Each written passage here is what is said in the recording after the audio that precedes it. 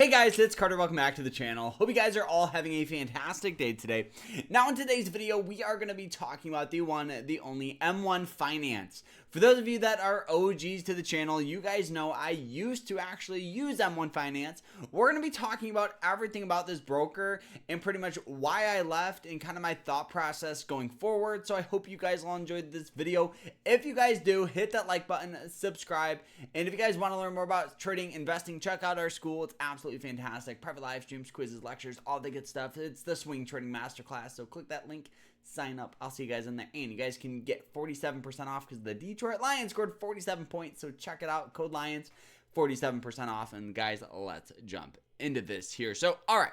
So this is going to be, is M1 Finance worth it? Is this the best broker out there? The great thing about investing, especially nowadays, is there's so many brokers out there. So as consumers, it's awesome because we can pick and choose brokers that meet our investing needs. So pretty much M1 Finance. M1 Finance is a stockbroker that is awesome. It's awesome. It's very, very easy to use. You guys can have a margin trade or margin investing where you pretty much borrow money. They do have good loan programs. They do offer a credit card. But more importantly, why a lot of people use them is because they offer investing. They offer different investing types, and they offer pie investing, which is different from normal investing. Normal investing, you obviously just buy a share of Coca-Cola and you own that share.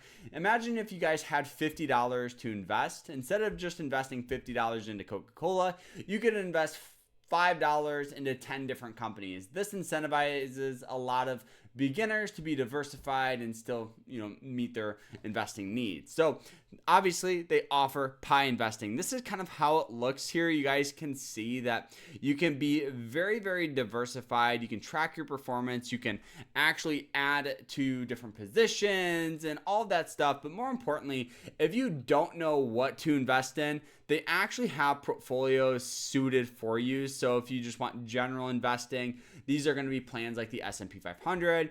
If you want to plan for retirement, they do have different plans that have a variety of stocks and bonds and all of that stuff. We have responsible investing. We have income earners, stocks and bonds. So they do have a bunch, and why a lot of people love them is because they offer this. They also offer different hedge funds where you guys can actually match and follow what they invest. So if that's just say you want to invest like Warren Buffett, you could actually track his portfolio stock for stock, which is cool.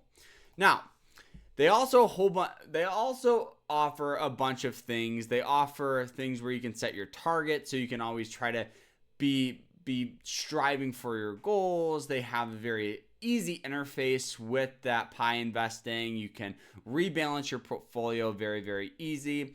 But why a lot of people love them is they offer zero commission. Now, this is not zero fees because there is fees with M1 Finance.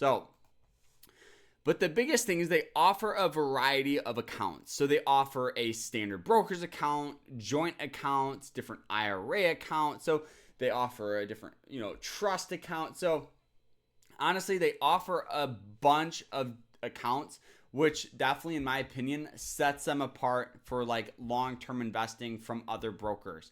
Other brokers like Robinhood only has a standard broker's account and IRA accounts. They don't offer like spec IRA, or they don't offer like trust accounts. They don't offer a lot of other accounts like that.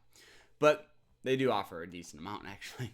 But honestly, why I wouldn't recommend M1 Finance is because they offer these trade windows. So these trade windows are, in my opinion, like one of the worst things that if you're a trader or an investor that actually cares about the stocks and the price that you buy at, I wouldn't recommend M1 Finance. And the reason why is because you only can buy during the trade windows. So maybe it's very early in the morning, or maybe it's very late in the afternoon, depending on the account you have with them. And if you have the M1 Plus, which is just like another fee for this access to buy in the afternoon, I don't think it's worth it. You can't trade, you can't get in and out of positions. If that's just say you buy a stock today, you can't sell it today. That's a huge issue that I face, especially trading the market as often as I do. So maybe with your general investing portfolio, you buy a stock of Tesla, the stock goes up 5%, and you're like, all right, I made a good amount of money. Let's sell it today. Well, you can't do that. You actually would have to sell it tomorrow, and it's just a big headache. Also, the fees on this thing, you need to have a minimum value in your account of $10,000, or you'll get charged $3 per month, which I know $3 might not seem like much, but the issue that I face here with this is if you just take $3, you invest it for 40 years, look how much money you're missing out on. And I understand, yes, if you have less than $10,000 or a personal loan, I am well aware of that. But I just think the bigger issue is these fees. As I said, as a consumer, it's awesome because you can pick and choose brokers that don't have fees. So honestly, going to an account like Robinhood, I use Robinhood for all of my long-term investing. And the reason why is because one, they offer a very good IRA account with a whole bunch of awesome, cash back and matching on your IRAs. So if you put in $2,000, you could get $60 in cash back. You can get money back rather than paying a monthly fee. I think paying a fee to invest is terrible. And I understand if you have more than 10 grand that, there's no fee. I just think that this will eliminate beginners, and that's what I don't want. As a beginner investor, every dollar counts, even as you get older and you have more than 10 grand. I just don't like that $3 fee. And that's why I left, is because at the time I did not have as much money. So I wanted a broker that offered and was more incentivizing for me. Also, with M1 Finance, they do offer this owner's reward card. So what you get is you get 10% cash back on a variety of things like Adobe, AMC, Netflix, Spotify.